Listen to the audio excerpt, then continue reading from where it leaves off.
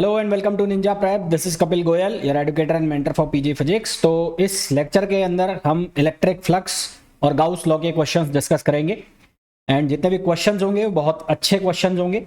मेरे कराने के बाद इन क्वेश्चंस को अपने हाथ से जरूर कर लेना। ऐसा नहीं हो कि आप मैं करा रहा हूं और आप उसको सिर्फ देख के और अपना काम कर रहे हो। तो ऐसा करोगे तो बहुत ज़्यादा कुछ समझ में नहीं आएगा।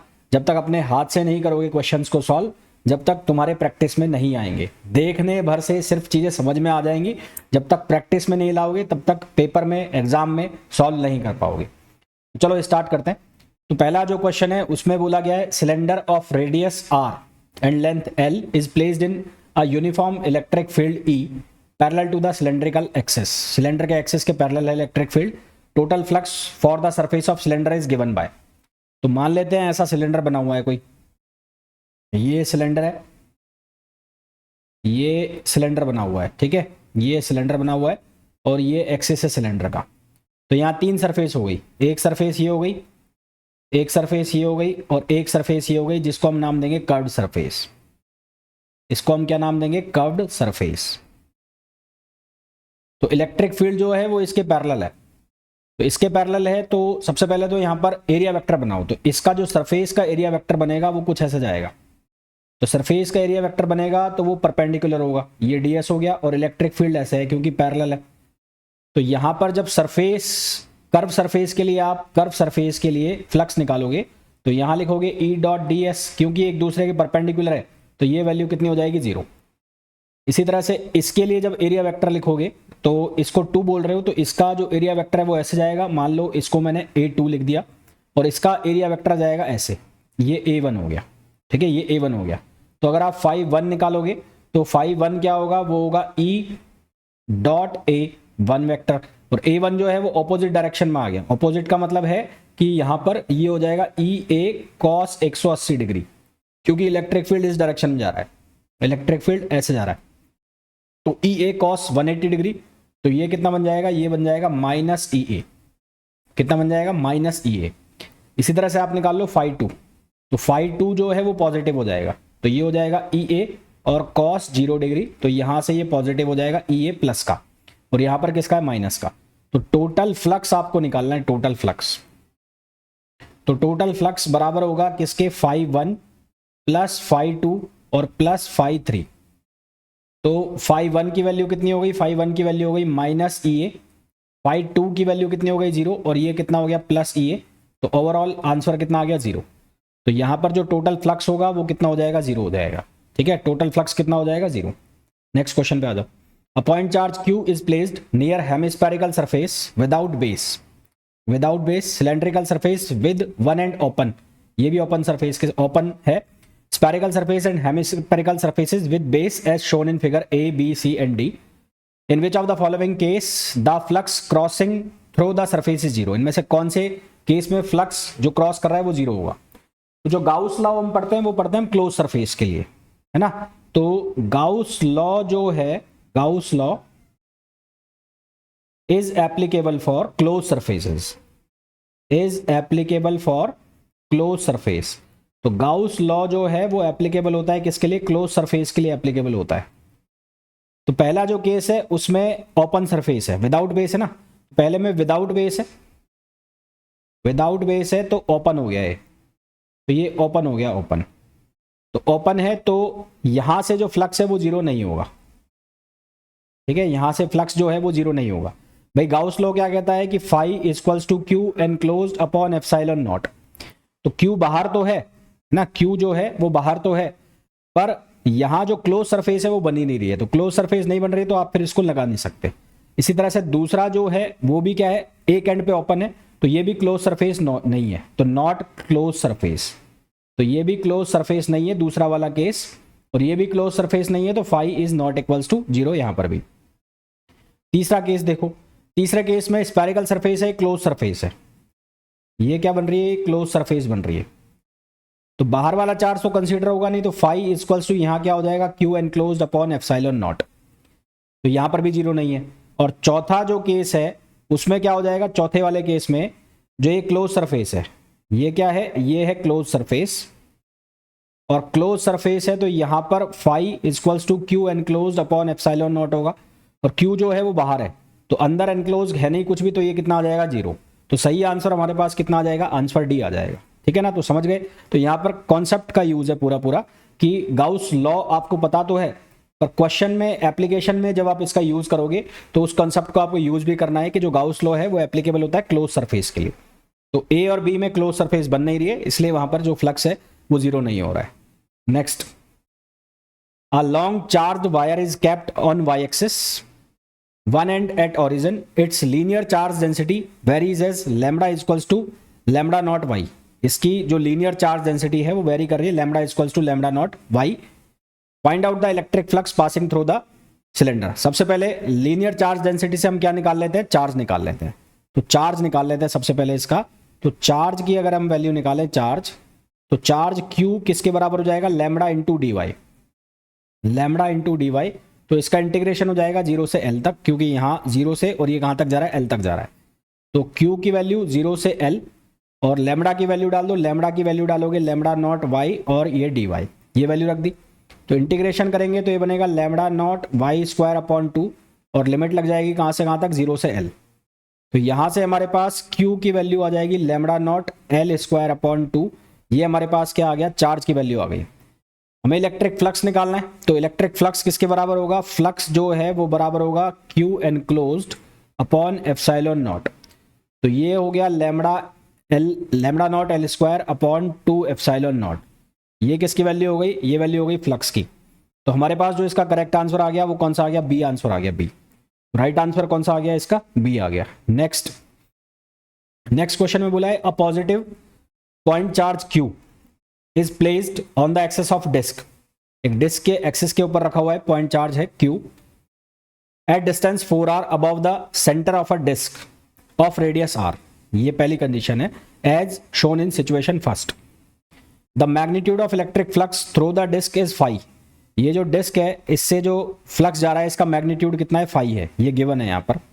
Now a hemispherical shell of radius r is placed over the disc such that it forms a closed surface। इसने क्या बना दिया, closed surface बना दिया, as shown in situation 2। जैसा कि situation 2 में बोला गया है, the flux through the curved surface in situation 2 taking direction of area vector along outward normal as positive is।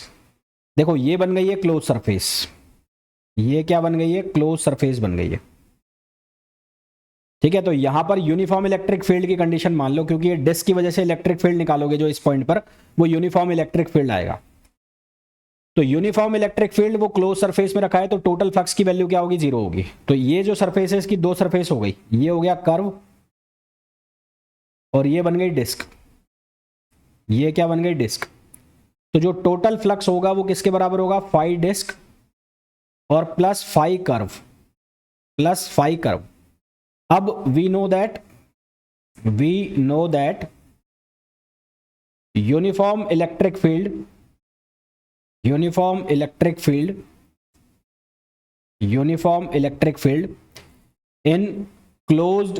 in closed surface, तो उस केस में जो टोटल फ्लक्स है वो कितना होता है, 0 लेते हैं। उस केस में फ्लक्स की वैल्यू कितनी लेते हैं हम, 0।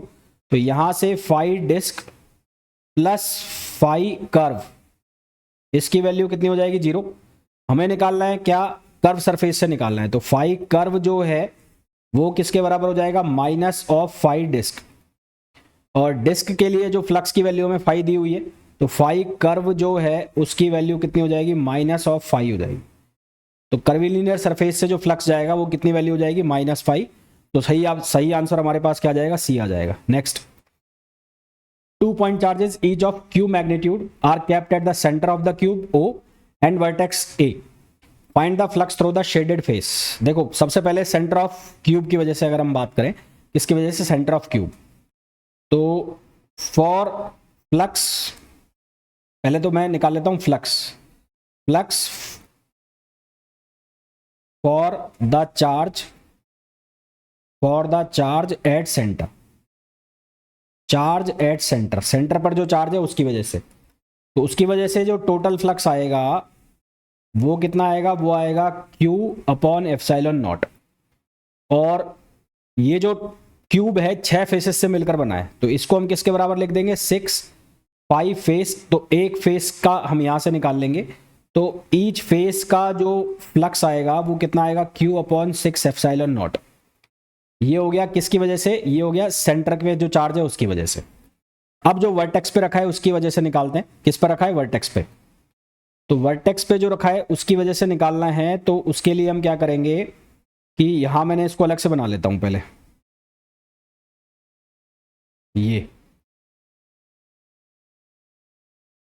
ये रखा है, तो यहां पर चार्ज रखा है यहां पर Q, तो इसका जो कंट्रीब्यूशन है ओवरऑल वो कितना होगा Q/8। भाई टोटल जो कॉर्नर्स हैं वो कितने हो गए 8 हो गए, तो ये एक कॉर्नर पर रखा है, तो इसका ओवरऑल जो कंट्रीब्यूशन आएगा वो कितना आएगा Q/8 आएगा, क्योंकि ये 8 जो कॉर्नर है उनके साथ टच में होगा। भाई जब इसको हम सिमेट्रिक बनाएंगे तो 1 2 3, तो 1 2 3 4 5 है ना, तो ये 8 क्यूब बना लो यहां पर, 4 तो ऊपर हो जाएंगे 4 नीचे हो जाएंगे, तो टोटल क्यूब कितने हो जाएंगे 8, तो 8 के कॉर्नर के साथ ये किस में रहेगा टच में रहेगा, तो कंट्रीब्यूशन कितना आ जाएगा Q/8। तो contribution of corner of charge at flux, charge at corner, charge at vertex, तो उसका कंट्रीब्यूशन कितना होगा Q/8 होगा, तो उसकी वजह से जो फ्लक्स आएगा वो कितना आएगा Q/8 एप्सिलॉन नॉट, कितना आएगा Q/8 एप्सिलॉन नॉट। अब क्योंकि ये वर्टेक्स पे रखा हुआ है तो इसकी वजह से जो चार्ज डिस्ट्रीब्यूशन है वो सिमेट्रिक नहीं होगा, वो यूनिफॉर्म नहीं होगा। क्यों नहीं होगा, क्योंकि जो इसके एडजेसेंट सरफेसेस है, तो एडजेसेंट सरफेस जो वर्टेक्स ए की होगी, adjacent surface to vertex A, वो कौन कौन सी होगी, वो होगी मान लो इसकी साइड ए है, तो x बराबर ए वाली, y बराबर ए वाली और z बराबर ए वाली इसके एडजेसेंट होंगी। बाकी जो x बराबर 0 वाली, y बराबर 0 वाली, z बराबर 0 वाली वो इससे दूर होंगी। तो वही मैं कह रहा हूं कि यहां पर डिस्ट्रीब्यूशन यूनिफॉर्म नहीं होगा, डिस्ट्रीब्यूशन यूनिफॉर्म नहीं होगा तो उनकी वजह से जो फ्लक्स है उसको हम नेग्लिजिबल मान लेंगे, तो यहां केवल 3 सरफेस दिखेंगे हमें, तो यहां पर हर सरफेस से जो फ्लक्स का, क्योंकि 3 सरफेस दिख रही है, 3 से हम नेग्लिजिबल मान रहे हैं, तो हर सरफेस से क्या करेंगे 8 एप्सिलॉन नॉट और इसको 1/3 से हम मल्टीप्लाई कर देंगे, तो हर सरफेस से फ्लक्स आ जाएगा, तो ये कितना हो जाएगा Q/24 एप्सिलॉन नॉट। तो जो टोटल फ्लक्स है वो हम निकाल लेंगे, तो टोटल फ्लक्स कितना आ जाएगा, वो आ जाएगा Q/6 epsilon not, Q/6 epsilon not plus Q/24 epsilon not, और इसको जब सिंप्लीफाई करेंगे तो 24 एप्सिलॉन नॉट एलसीएम आ गया, ये बन जाएगा कितना Q, और ये बन जाएगा नहीं 6 चौक 24 4 4Q बन जाएगा, ये बन जाएगा 4Q और ये बन जाएगा Q, तो हमारे पास आंसर कितना आ जाएगा 5Q/24 एप्सिलॉन नॉट। क्या आंसर आ जाएगा 5Q/24 एप्सिलॉन नॉट। तो राइट आंसर जो हम लगा देंगे वो लगा देंगे 5Q/24 epsilon not, which is option D. तो सही आंसर हमारे पास क्या आ जाएगा, डी आ जाएगा। नेक्स्ट क्वेश्चन पे आ जाओ। An infinite uniformly charge sheet placed with surface charge density sigma cuts through a spherical Gaussian surface of radius r at a distance x from its center as shown in the figure. The electric flux phi through the Gaussian surface. तो ये हमें surface दी हुई है और ये sheet पास हो रही है ऐसे, ये जो सरफेस दी है इसकी रेडियस है r, तो यहां से डिस्टेंस हमें दी है x, तो ये डिस्टेंस भी कितनी हो जाएगी r। तो पाइथागोरस थ्योरम का हम यूज करें तो ये ट्राइंगल बन गया, एक ट्राइंगल, तो ये अगर ट्राइंगल बन गया तो इस ट्राइंगल में ये डिस्टेंस हम निकाल लेंगे और ये किसके बराबर आ जाएगी, √r² माइनस x²। ये डिस्टेंस जो है किसके बराबर आ जाएगी, √r² माइनस x² के बराबर ये डिस्टेंस आ जाएगी। हमें जो चार्ज डेंसिटी दी है वो कौन सी चार्ज डेंसिटी दी है, सरफेस चार्ज डेंसिटी। तो सरफेस चार्ज डेंसिटी जो है, सरफेस चार्ज डेंसिटी उसको हम कैसे लिखते हैं, उसको लिखते हैं सिग्मा इक्वल्स टू Q/A। तो Q की वैल्यू कितनी हो जाएगी, सिग्मा इंटू ए। Q की वैल्यू कितनी हो जाएगी, सिग्मा इंटू ए। हमें निकालना है फ्लक्स, तो फ्लक्स किसके बराबर होगा, Q enclosed upon epsilon naught. तो एनक्लोज्ड Q जो है वो हमें निकालना है, तो यहां से इसकी वैल्यू कैसे निकालें? एक तो सिग्मा तो एज इट इज रहेगा, हमें चाहिए एरिया, है ना, हमें क्या चाहिए? एरिया चाहिए। तो इसका एरिया क्या होगा? Pi R square. भाई एरिया कैसे निकालेंगे? एरिया कैसे निकालेंगे? Pi R square. तो हमारे पास जो R under root R square minus X square बना है, इसको हम क्या करेंगे? इसका स्क्वायर कर देंगे। तो इसका स्क्वायर करेंगे तो हमारे पास आंसर क्या आ जाएगा? ये आ जाएगा R square minus X square और पाई और लगाओ यहाँ पर अपॉन एप्सिलॉन नॉट। तो हमारे पास जो इसका आंसर आ जाएगा वो कितना आ जाएगा? Pi R square minus X square sigma upon epsilon naught, जो कि कौन सा आंसर हो गया? डी आंसर हो गया। तो करेक्ट आंसर हमारे पास जो आएगा वो क्या आ जाएगा? डी आ जाएगा, डी। राइट आंसर हमारे पास क्या आएगा यहाँ पर? डी हमारे पास इसका सही आंसर आ जाएगा। ठीक है, हमारे पास जो इसका सही आंसर आएगा वो कितना आंसर आ जाएगा? वो आ जाएगा under root pi R square minus X square और into sigma upon epsilon naught. D इसका सही आंसर होगा। ठीक है, तो आई होप यहां तक आपको बहुत अच्छे से क्लियर हो गई होंगी चीजें। नेक्स्ट क्वेश्चन पे आ जाओ। Electric field in region is given by, तो इलेक्ट्रिक फील्ड की वैल्यू ये है 12 I cap plus 6 J cap. A rectangular surface of area S equals to 0.1 metre square, 0.1 metre square placed in Y Z plane. तो अगर मैं access बनाता हूं तो ये मैंने ऐसे एक्सेस बना लिए। ठीक है, तो ये बना लिया मैंने एक्स, ये बना लिया वाई और ये बना लिया जेड। तो रेक्टेंगुलर सरफेस जो है वो वाई जेड प्लेन में रखिए। वाई जेड प्लेन का मतलब हो गया ये प्लेन हो गया, और इलेक्ट्रिक तो ये प्लेन हो गया। तो इसका जो एरिया वेक्टर है वो ऐसा आएगा। तो एरिया वेक्टर जो एस है उसकी वैल्यू कितनी है? 0.1। तो उसकी जो डायरेक्शन होगी वो किधर होगी? एक्स की डायरेक्शन में होगी, यानी कि आई कैप। तो इलेक्ट्रिक फ्लक्स निकालना है हमें। तो फ्लक्स जो है वो किसके बराबर होता है? E dot A. तो ई की वैल्यू लिख दो, तो फाई ई, ई की वैल्यू कितनी आएगी? वो लिखोगे 12 I cap plus 6 J cap, और इसका डॉट प्रोडक्ट कराओ एरिया के साथ। तो एरिया कितना है? 0.1 आई कैप। तो 0.1 आई कैप के साथ जब आप डॉट प्रोडक्ट कराओगे तो ये कितना बन जाएगा? ये बन जाएगा 1.2। आई डॉट आई 1 हो जाएगा, आई जे डॉट आई क्या हो जाएगा? 0। तो हमारे पास जो आंसर आएगा वो आएगा 1.2। 1.2, तो 1.2 इसका करेक्ट आंसर हो जाएगा। Next, consider a circular surface of radius r equals to 1 meter kept in a uniform electric field E equals to 10 Newton per coulomb. The surface of circle makes an angle 30 degree with the direction of electric field if the magnitude of electric flux through the surface is found to be. तो ये circle है, ये इसके लिए normal area vector हो गया, और area vector को लिख दिया मैंने एस से, और इलेक्ट्रिक फील्ड के साथ एंगल बन रहा है, और ये एंगल बन रहा है कितना? थीटा। और इस थीटा एंगल की जो वैल्यू है, हमें बोला है the surface of circle makes an angle 30 degree. तो ये सरफेस है, सरफेस, तो यहां से ये एंगल बन रहा है 30 डिग्री का। तो ये एंगल जो है कितना हो जाएगा? 60 डिग्री का हो जाएगा। तो ये जो एंगल है, ये वाला एंगल जो एरिया वेक्टर और इलेक्ट्रिक फील्ड के बीच में बनेगा, ये कितना हो जाएगा? Theta equals to 60 degree. यही यहां पर आपको ध्यान रखना है, बाकी इस क्वेश्चन में कुछ भी नहीं है। तो फ्लक्स जो होगा वो होगा ई ए कॉस 60 डिग्री। ई की वैल्यू कितनी है? 10, और एरिया जो है वो कितना बनेगा? पाई आर स्क्वायर, तो पाई इंटू एस स्क्वायर, और कॉस 60 डिग्री, कॉस 60 डिग्री। तो ये हो गया 10 पाई, और ये हो जाएगा 1/2। तो यहां से आंसर आ गया कितना? 5 पाई। कितना आ गया? 5 pi. Next, a cube has sides of length L equal to 0.2 metre if it is placed with one corner at the origin as shown in figure. The electric field is uniform and given by, electric field की value ये है, find the electric flux through the entire cube. पूरे cube से हमें क्या निकालना है? Electric field निकालना। ठीक है, तो क्योंकि ये पोजीशन डिपेंडेंट नहीं है, जो इलेक्ट्रिक फील्ड है पोजीशन डिपेंडेंट नहीं है, since electric field given is not position dependent, not position dependent. अब मेरे को कैसे पता लगा ये पोजीशन डिपेंडेंट नहीं है? क्योंकि इसमें कोई भी कोऑर्डिनेट्स नहीं दे रखे, एक्स वाई का कोई भी टर्म नहीं है, एक्स वाई जेड का, तो पोजीशन डिपेंडेंट नहीं है, इसलिए क्या हो गया? यूनिफॉर्म इलेक्ट्रिक फील्ड हो गया। Hence it is uniform electric field, hence it is uniform electric field. और हमें ये बहुत अच्छे से पता है uniform electric field close surface, तो फ्लक्स कितना हो जाएगा? 0 हो जाएगा। And we know that know that uniform electric field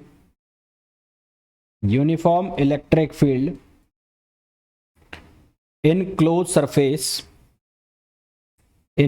surface, तो उस केस में जो फ्लक्स है वो कितना होता है, सरफेस से जीरो होता है। तो हमारे पास जो फ्लक्स की वैल्यू आ जाएगी वो कितनी आ जाएगी, जीरो आ जाएगी। Next, consider an imaginary cylindrical surface placed in an electric field, the field is along X direction and its magnitude changes with X coordinate. जो इलेक्ट्रिक फील्ड है उसका मैग्नीट्यूड चेंज हो रहा है, ये पोजीशन डिपेंडेंट है। Where A is equals to 10⁴ newton per coulomb metre, axis of the cylinder is parallel to the direction of the field, cross section area of cylinder is S equals to 5 centimetre square और length दे रखा है उसका 1 मीटर। Find the flux of electric field through the cylinder, one end of the cylinder is at x equals to 0। एक and ये है और एक एंड इसका ये है। तो सबसे पहले जो टोटल फ्लक्स है वो किसके बराबर होगा, φ1 प्लस φ2 और प्लस φ3। तो ये 1 हो गया, इसको मैं बोल देता हूँ 2 और इसको बोल देता हूँ मैं 3।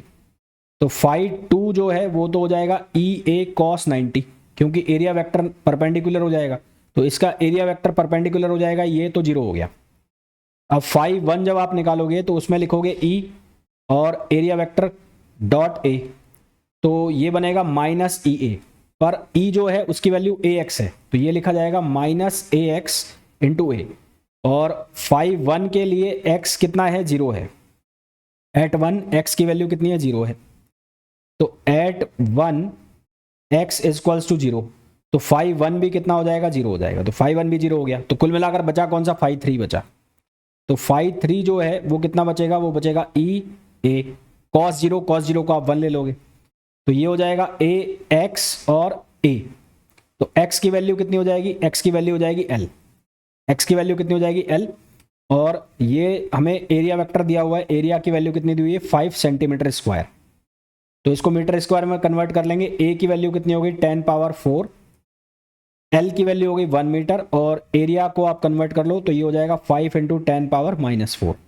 तो सिंप्लीफाई करा तो आंसर आ गया कितना, 5।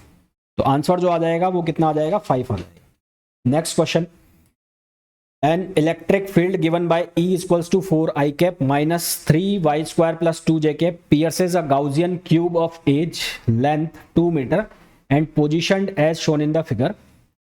What is the magnitude of net electric flux? तो सबसे पहले तो मैं यहाँ पर डाइवर्जेंस ऑफ E अगर निकालूं तो डाइवर्जेंस ऑफ E कैसे लिखेंगे, del EX upon del X plus del EY upon del Y और plus del EZ upon del Z। और ये किसके बराबर होता है, ये बराबर होता है रो अपॉन एप्सिलॉन नॉट। तो यहां से del EX upon del x तो 0 है, क्योंकि उसमें x का कोई कोऑर्डिनेट नहीं है। इसी तरह से del EZ upon del Z भी 0 है।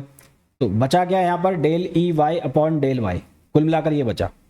तो ये बचा, तो ये वैल्यू कितनी आ जाएगी, इसका जब डिफरेंशिएशन करेंगे तो 6, तो ये आ जाएगा 6y आ जाएगा। कितना आ जाएगा, 6y। तो इसको इसके बराबर कर दो, तो रो ओवर एप्सिलॉन नॉट किसके बराबर हो गया, -6y। तो यहां से रो की वैल्यू कितनी हो गई, ये हो गई 6y एप्सिलॉन नॉट। क्या वैल्यू हो गई, 6y एप्सिलॉन नॉट। ये वैल्यू आ गई हमारे पास किसकी, रो की। अब हमें क्या निकालना है, अब हमें निकालना है यहां से चार्ज की वैल्यू निकालनी है। तो चार्ज क्या होता है, चार्ज इक्वल्स टू रो और D tau, rho D tau कर देंगे। तो यहां से ये क्या बनेगा, ये बनेगा -6y एप्सिलॉन नॉट, ये हो जाएगा dx dy और dz। तो dx जो है उसका इंटीग्रेशन हो जाएगा 1 से 3 तक, dz का जो इंटीग्रेशन है वो कितना हो जाएगा, z का, ये क्यूब दिया हुआ ना 2, हाँ, तो z का इंटीग्रेशन हो जाएगा 0 से 2 और y का इंटीग्रेशन भी हो जाएगा 0 से 2। तो यहां से जब q को सॉल्व करेंगे तो ये बन जाएगा -48 एप्सिलॉन नॉट। हमें निकालना है फ्लक्स, तो फ्लक्स बराबर होगा -48 epsilon not upon epsilon naught. तो आंसर हमारे पास कितना आ जाएगा, -48। क्या आंसर आ जाएगा, -48 हमारे पास इसका सही आंसर आ जाएगा। ठीक है, तो आई होप जितने भी क्वेश्चंस मैंने आपको बताए हैं बहुत अच्छे से समझ आ गए होंगे। मिलते हैं नेक्स्ट वीडियो में एक और प्रैक्टिस सेशन के साथ। Till then, thank you, bye bye.